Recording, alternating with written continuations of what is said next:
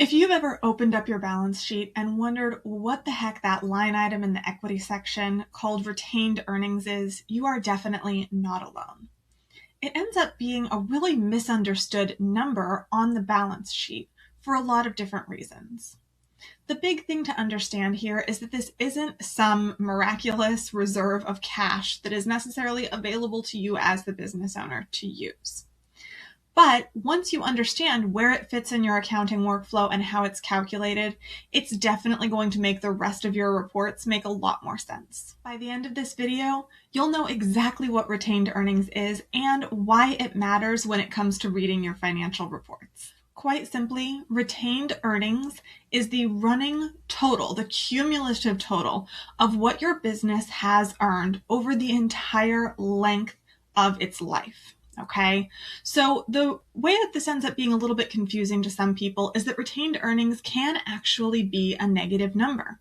If you just started your business and you've only been in business for a year so far, your retained earnings might be a negative number if you took a loss in that year.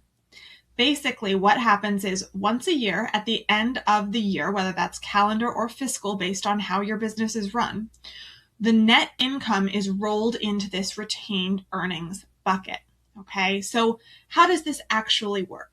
Let's say that you have just started a new business and the first year you take a $10,000 loss because you had to purchase all of the equipment and do all of the startup costs, and you were only operating for the last month of the year, so you weren't quite able to turn a profit.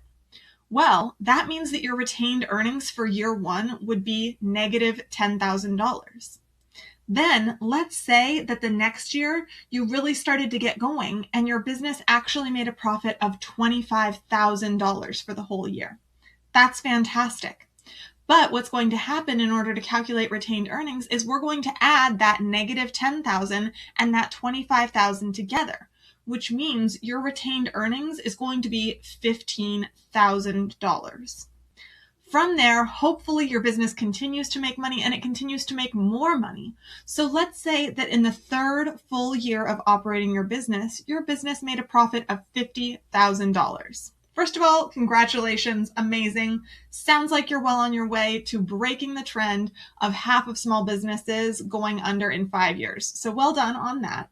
But now what happens to our retained earnings? Well, we're going to add that $15,000 from years 1 and 2, so negative $10,000 plus $25,000 plus $50,000, and that's going to get us to retained earnings of $65,000. Okay, so we can see in year one we actually did have negative retained earnings, but once the business started to earn more money, we ended up with positive retained earnings. Now, let's say something changes in the fourth year of business and we actually take a loss of $5,000, because that's entirely possible, right? Maybe expenses went up, maybe income went down, maybe you had to purchase a piece of equipment or something like that and you ended up taking a little bit of a loss. That's totally fine, and retained earnings is still going to handle this just fine. So our beginning retained earnings from the end of year 3 into year 4 was $65,000. And since we lost $5,000 in that fourth year of business, we're just going to subtract it from that $65,000.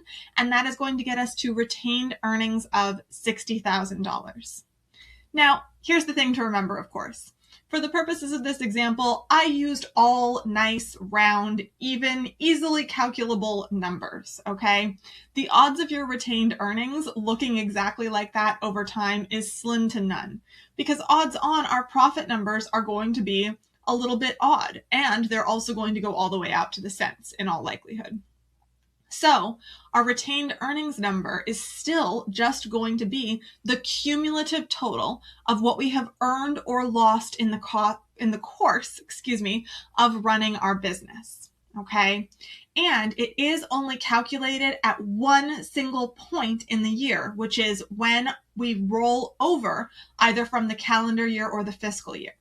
So if you operate on a calendar year, your retained earnings basically rolls over into January 1st every single year, because your net earnings at that point are zero, right?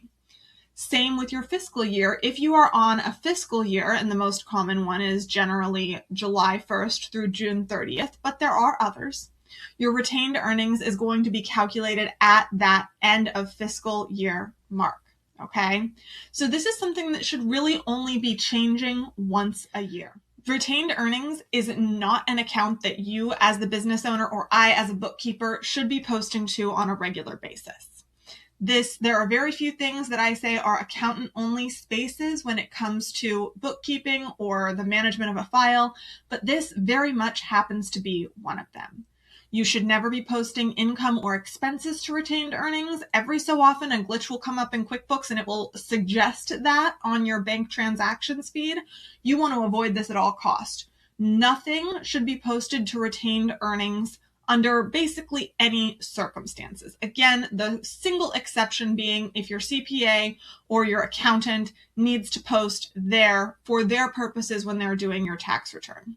This is one of the only times that I say that is an accountants only club, and I do my best not to touch it either. And if I do make any changes to retained earnings at all, I'm always confirming with the CPA, with whoever filed the tax return, that that is something that they are aware of and that they approve, because ultimately it messes with what they have reported for your tax return.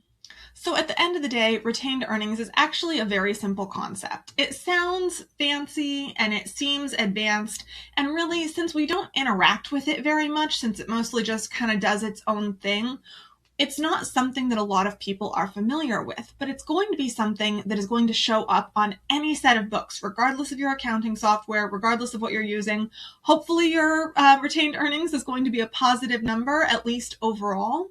Again, it's not uncommon, especially in the first few years, to see that as a negative number, but the ongoing hope is that we're going to see that be a positive number over time. And it can just continue to grow indefinitely, right? That is something that we're going to see. I've seen, retained earnings on books in the multiple millions of dollars. That's what happens if you're in business for a really, really long time and if you're very successful at it. So there is really no upper limit on retained earnings, but we can absolutely see it go up and down depending on how a business does in any given year. Thank you so much for watching. I'm Holly from Accrual Mistress Bookkeeping and Consulting. If you have any questions about this, please do leave those in the comments below. And don't forget to like and subscribe if you'd like to see more videos on accounting topics like this one.